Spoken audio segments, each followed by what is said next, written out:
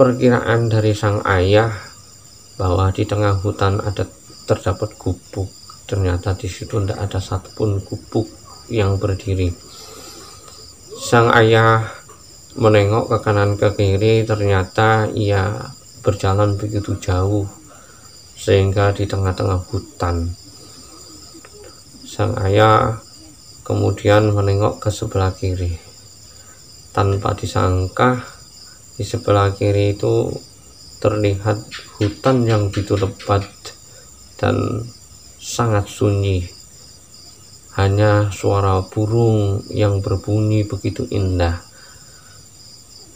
Lalu Erik ngomong, "Pak, itu bukan suara burung asli, Pak. Masa tengah malam gini ada burung berkicau yang begitu indah, Pak?" Tolaku utama tumrape wong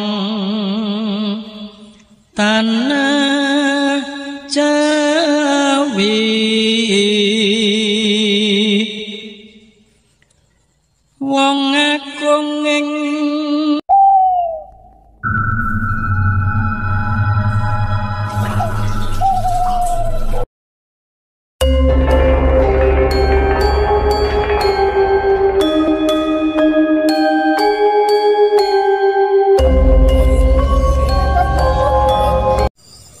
Assalamualaikum warahmatullahi wabarakatuh. Jumpa lagi bersama saya Kang Wanto di channel kami Horor Malam Jumat. Jangan lupa like, subscribe, tekan tombol lonceng untuk senantiasa mengikuti video-video kami yang menceritakan tentang pengalaman horor dan misteri. Pemirsa yang budiman yang senantiasa mengikuti dan mendengarkan cerita-cerita dari kami, saya doakan semoga diberi keberkahan, sehat, dan diberi kelipat ganda rezekinya oleh Allah Subhanahu wa Ta'ala. Pada tahun 1999, saudara kami sang Erik menceritakan tentang pengalaman misterinya dengan seorang ayahnya ketika mencari tokek di alas Roban, Kabupaten Batang. Sang ayah Erik berprofesi sebagai seseorang yang biasa mencari burung. Kadang ia mencari tokek, dikarenakan pada tahun-tahun 99 marak orang-orang di sekitar kota Batang mencari tokek yang konon katanya akan dibudidaya, diperbuat untuk obat luka katanya. Bapak sang Erik ini sangat semangat ketika mencari tokek. Sewaktu Bapak Erik, Pak Yono, di pasar sambil membawa burung-burung hasil cariannya, ia bertemu salah seseorang yang berasal dari desa Sengon, tepatnya berdekatan dengan Roban, alas Roban. Ia ngomong, "Pak, apa kamu biasa mencari tokek, Pak?" "Iya, di tempat saya sana itu, Pak, di alas Roban, jalan arah menuju desa Roban. Tuh banyak tokeknya, Pak. Karena di sana itu banyak petani-petani yang membuat gubuk-gubuk kecil. Karena petani di daerah sana pulangnya kalau sore, berangkat pagi pulang sore, siangnya itu tempat gubuk tersebut untuk istirahat. Di gubuk-gubuk tersebut itu banyak tokeknya, Pak. Kalau Bapak mau cari biar dapat banyak, datang saja ke sana, Pak." Sang ayah Erik, Pak Yono, mendengar cerita seperti itu sangat semangat banget. Ia dalam hati kecilnya, "Wah, ini emas, ini merupakan peluang besar nih untuk mengais rezeki," kata Bapak sang Erik. Setelah ia pulang dari pasar, dia ngomong sama sang anak yang bernama Erik. Erik, nanti malam kamu aku ajak ke alas roban ya, Rik. Mau ngapain, Pak? Apa mau cari burung, Pak, ke sana? Ndak cari burung, mau cari tokek. Oh, apa di sana banyak tokeknya, Pak? Kata sang Erik. Wah, banyak di sana katanya, Erik. Ya, kita coba aja ya. Kalau memang rezeki kita akan dapat tokek banyak. Siapa tahu di sana juga ada memperoleh burung yang bagus, kata Pak Yono. Si Erik pun tak berpikir panjang. Ya, Pak, siap, nanti malam aku siap berangkat ke sana. Sang Erik ini pada saat itu masih usia 15, tapi ia senang sekali membantu sang ayah untuk mengais rezeki untuk mencukupi kehidupan sehari-hari, kebutuhan sehari-hari. Pas ketika masuk azan maghrib, sang Erik menunaikan ibadah sholat maghrib. Sang ayah Erik ini merupakan seseorang yang ahli dalam bidang spiritual, sehingga ia tak punya rasa takut apapun ketika di hutan-hutan yang begitu seram. Ia sangat antusias dan ia tak punya rasa takut ketika masuk ke alas roban. Walaupun alas roban itu mempunyai beribu misteri, mempunyai beribu horor, namun bapaknya sang Erik ini tak punya rasa takut. Ketika menjelang Isya, sang ayah sudah mempersiapkan segala perbekalan yang akan dibawa menuju ke alas roban. Membawa senter, membawa alat penangkap tokek, dan membawa obat nyamuk. Sang Erik pun juga ikut mempersiapkan segala perlengkapan, membawa air minum, membawa bekal makan. Setelah itu, Erik, kamu udah siap? Udah, Pak, yuk kita berangkat. Dari rumah Erik menuju ke alas roban agak lumayan jauh, sekitar 1,5 jam perjalanan dari rumah menuju ke alas roban.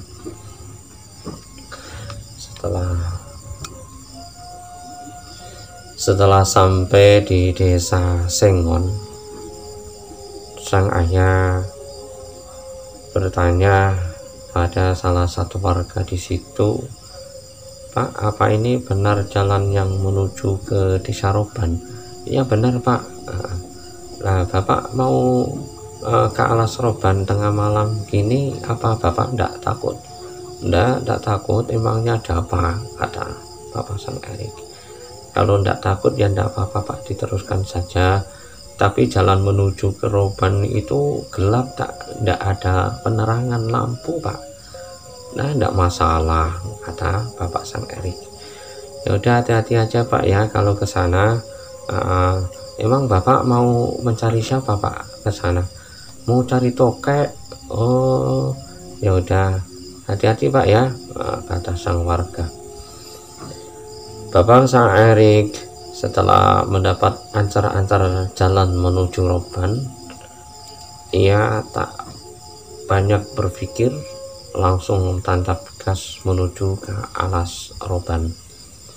Jalan tersebut merupakan jalan yang sangat terjal. Jalannya pun belum beraspal, masih menggunakan tatakan batu-batu dan melewati lereng-lereng yang sangat curam. Bapak sang Erik, Pak Yono, setelah sampai di suatu pintu gerbang roban, ia ngomong sama si Erik, Erik, kamu mau motornya diparkir sini aja ya Rik? Ya Pak, enggak apa-apa Pak. Nah itu masukkan ke semak-semak situ aja. Oke. Namun sang Arik ini ketika mau memasukkan motor ke semak-semak punya firasat yang tidak enak dan punya rasa beda daripada yang hari-hari yang lainnya ketika ia mencari tokek di hutan-hutan selain di Alas Roban. Dia punya rasa agak merinding. Lalu ia ngomong sama sang bapak, Pak, aku kok punya perasaan gak enak Pak. Gak enak kenapa Rik? Entah kenapa Pak, kok rasanya agak merinding gitu Pak. Apa kita pulang aja Pak? Wah kamu ini Rik, alasan kamu saja. Jangan takut, nanti urusannya bapak. Jangan takut Rik, tenang aja. Kalau kamu takut, nanti kamu jangan jauh-jauh dari bapak, kata sang ayah. Iya Pak, ya Pak, ini kita mau lari jalan yang kemana Pak? Itu loh, itu kata warga di daerah sini itu katanya di ladang-ladang petani ini banyak ranggon atau gubuk kecil, biasa tempat untuk istirahat. Itu banyak, katanya banyak tokeknya. Oh ya udah Pak. Ketika ia masuk di area pertanian, ia menjumpai tanaman padi yang belum tinggi. Ia melihat di situ memang terdapat gubuk-gubuk kecil. Suatu seketika ia mendengar suara tokek yang begitu lantang dan keras. Bapak sang Erik penuh dengan rasa semangat ngomong si Erik, itu Rik, dari jauh aja sudah terdengar suara tekoknya itu Rik. Wah pasti itu banyak Rik di situ. Ya Pak. Setelah ia datang ke gubuk tersebut, ya melihat ke sana kemari, di dalam gubuk tidak ada satupun tokek yang bersarang di situ. Sehingga Bapak Seng Arik ini penuh dengan rasa penasaran. Ini tokek beneran atau tokek siluman ya? Tadi suaranya di sini kok nggak ada ya Rik? Ya, coba Pak gubuk yang sebelah situ Pak kita cari. Lalu ia mencari lagi di gubuk yang satunya lagi. Tidak ada satupun tokek yang berkeliaran di situ, sehingga ia penuh rasa kecewa. Bapak sang Arik, Pak Wahyono ngomong, Rik, wah ini kita ini tertipu nih Rik. Tidak ada satu tokek pun yang muncul kok di sini Rik. Padahal tadi itu ada suara tokek yang lantang ya Pak. Iya.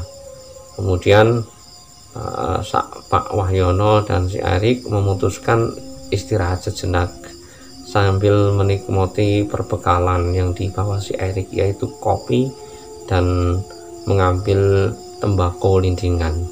Ia duduk sambil menikmati puntung rokok. Ketika rokok mau habis sekitar setengah jam, terdengar suara tokek. Seakan-akan tokek tersebut bukan hanya satu, ramai gitu. Sang Bapak Wahyono ngomong sama si Rik, lah suaranya kok ndak ada di sini Rik, tuh di sebelah timur ya Rik. Apa di situ banyak gubuk-gubuk itu Rik? Si Rik ngomong, wah masa sih Pak di tengah hutan gitu ada gubuknya? Paling bukan itu Pak, tipuan saja. Itu tokek misteri kok Pak. Karena sang Arik ini punya rasa takut dan rasa merinding. Namun sang bapak ini tidak begitu menghiraukan omongan si Arik. Pak, kita pulang aja ya Pak. Jangan dilanjutin Pak. Kita cari di tempat lain aja Pak. Wah kamu ini jangan takut ya. Kita kalau mau cari rezeki ya harus begini Rik. Gimana lagi kita itu bisanya hanya gini Rik. Kemudian Pak Wahyono ini mengambil segala atribut dan menuju ke arah sumber suara. Semakin ia mendekat, suara itu semakin jauh. Ketika ia mendekat lagi, suaranya semakin menjauh. Tidak lama kemudian sang senter yang dibawa si Erik tanpa disangka mensorot ke arah utara bagian atas. Si Erik melihat ada sosok boyongan yang terbang dengan memakai busana hitam. Si Erik terkejut dan kaget memegang tangan sang ayah begitu erat. "Pak, kenapa, Erik?" "Wah, takut, Pak." "Takut kenapa, Erik? Tuh di atas ada apa itu, Pak?" "Yang mana?" "Itu loh, Pak. Itu di atas itu loh. Di ranting pohon yang besar itu, Pak." "Wah, mana, Erik?" "Itu loh, Pak. Itu, Pak." "Wah, ngaco, itu enggak ada apa-apa, Erik." "Pak, kita pulang aja, Pak. Udah, kita lanjutin aja, jangan takut, Erik." "Itu suaranya itu semakin banyak, Erik. Di situ mungkin banyak, Erik. Ayo kita ke sana aja." Si Erik sambil menutup kepala memegang tangan sang ayah penuh dengan rasa takut, namun sang ayah masih bersikeras mencari sumber suara tokek yang menggelegar. Sesampainya di tengah-tengah hutan, sang bapak ini semakin kesal karena suara tokek tersebut tak kunjung dijumpai. Perkiraan dari sang ayah bahwa di tengah hutan terdapat gubuk, ternyata di situ tidak ada satupun gubuk yang berdiri. Sang ayah menengok ke kanan ke kiri, ternyata ia berjalan begitu jauh sehingga di tengah-tengah hutan. Sang ayah kemudian menengok ke sebelah kiri. Tanpa disangka, di sebelah kiri itu terlihat hutan yang begitu lebat dan sangat sunyi. Hanya suara burung yang berbunyi begitu indah. Lalu Erik ngomong, "Pak, itu bukan suara burung asli, Pak. Masa tengah malam gini ada burung berkicau yang begitu indah, Pak?" "Wah, tapi ini kelihatannya sungguhan, Rik. Ini asli, Rik. Ini suaranya bagus banget, Rik. Ini kalau kena, kita dapat uang banyak, Rik. Pak, kita pulang aja yuk, Pak." Kamu ini, tuh burungnya tuh nampak." Burungnya ketika kena senter, pada umumnya ketika burung terkena senter itu akan menyisih menjauh dari cahaya. Namun burung ini seakan-akan menggoda, semakin berkicau begitu indah.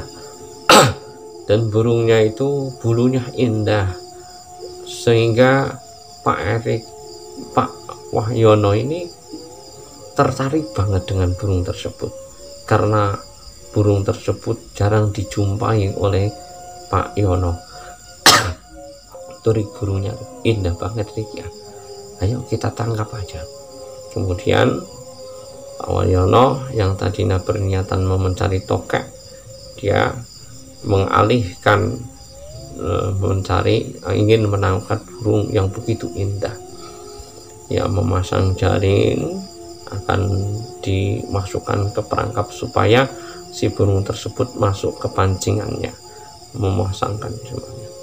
Namun ketika perangkap ditarik, burung tersebut terbang, sehingga Pak Wahyono ini tercengang. Senter pun diarahkan ke mana arah burung terbang. Setelah diarahkan, burung tersebut lari ke arah timur menuju di tebing-tebing yang di bawahnya terdapat sungai yang agak besar. Kemudian sang ayah ini berlarian. Setelah berlari, sang Erik pun dengan rasa takut mengikuti sang ayah. Rik, burungnya itu, Rik, burungnya, ya. Tanpa terasa burung tersebut itu berdiri menempati ranting yang menjulang ke bawah sungai. sungai, antara dataran sampai sungai itu tinggi sekitar ada 10 meter. Sang Erik ngomong, Pak, itu bukan burung biasa, Pak. Tuh, lihat bawahnya itu ada sungainya gitu, Pak. Wah, ayo kita pulang aja, Pak. Nggak usah, kita nggak usah pulang. Sekitar 5 menit kemudian terdengar suara bujur, seperti halnya ada batu yang jatuh di bawah, terjun ke air. Begitu seru banget suaranya, sehingga si Pak Wayono dan si Erik ini terkaget. Dan si Erik ngomong, Pak, suara apa itu, Pak?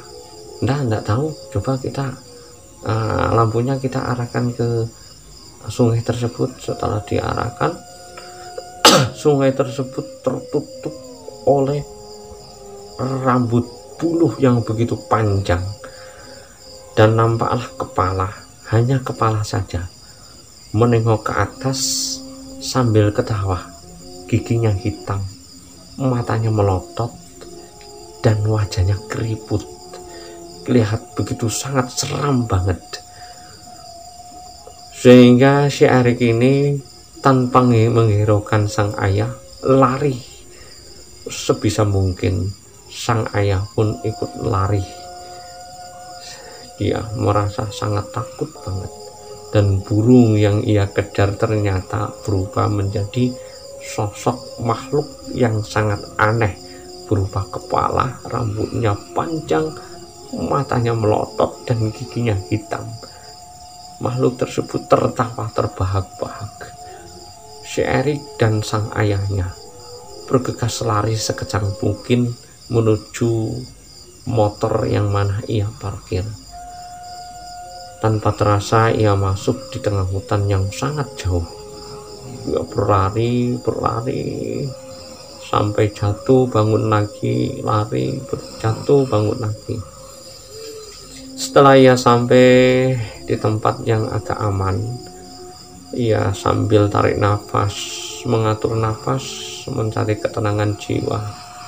Nah, sang ayah ngomong, ini cerita tadi dari orang yang di pasar ini menipu kita, Rik. Kita tertipu, ternyata kita tidak dapat apa-apa, malah dapatnya makhluk misterius seperti itu, Rik. Ya udah, tidak apa-apa, Pak, yang penting kita selamat. Coba kita pulang aja, Pak. Tanpa terasa ia di tengah hutan itu sampai sekitar jam 2 malam. Ia berusaha menuju ke arah motor, namun tidak sampai-sampai. Padahal ketika ia menelusuri mengikuti arah burung terbang, merasa tidak begitu jauh. Namun ketika ia menuju pulang, sangatlah jauh. Setelah ia sampai di tepian jalan menuju ke semak-semak di mana ia menyimpan motor, memarkir motor, ia mendengar ada suara deheman orang. Itu ada orang, Pak. Coba kita cari, Pak. Ternyata di situ ada seorang kakek-kakek memakai baju hitam. Ia ngomong, Nang, ngapain kamu di sini, Nang, malam-malam? Mau cari tokek, Pak? Ini bukan tempatnya kamu mencari tokek, Nang. Pulanglah, Nang. Pulang, Nak, pulang. Biar selamat kamu. Kasihan istri dan anakmu di rumah. Pulanglah. Jangan kau lanjutkan, pulang. Sang ayah pun menuruti kata-kata orang tersebut. Ketika ia berjalan sekitar 10 langkah, sosok manusia tersebut hilang. Sang ayah pun menarik nafas sambil ngomong, mengucapkan Alhamdulillah, kita masih diberi keselamatan. Ayo kita pulang. Setelah ia sampai di mana ia memarkir motor, lalu motor ia starter menuju arah pulang. Sambil berdoa, supaya diberi keselamatan dan tidak digoda oleh makhluk-makhluk di tengah hutan. Sepanjang jalan ia tanpa henti-hentinya memanjatkan doa dan ia membaca apapun yang ia bisa supaya ia diberi keselamatan sampai rumah. Keluar dari Alas Roban masuk di daerah perdesaan. Masyarakat setempat pun sudah agak sepi karena waktu sudah menunjukkan jam setengah 3 malam. Lalu ia menuju pulang. Alhamdulillah si Arik dan sang ayah aman tanpa ada permasalahan apapun dan tidak ada kekurangan apapun, hanya menyimpan misteri di tengah hutan Alas Roban. Pemirsa budiman, ini merupakan cerita nyata yang dialami oleh Mas Erik. Semoga ini bisa menjadi pedoman kita ketika kita mencari rezeki, mencari jalan rezeki. Alangkah baiknya jangan terlalu percaya dengan cerita-cerita orang lain. Kadang cerita tersebut bukanlah cerita yang nyata, melainkan suatu jebakan. Dan kita hendaklah selalu mendekatkan diri pada Sang Pencipta supaya kita diberi keselamatan dunia sampai akhirat dan diberi keberkahan hidup, keberkahan rezeki. Cukup sekian. Wassalamualaikum warahmatullahi wabarakatuh.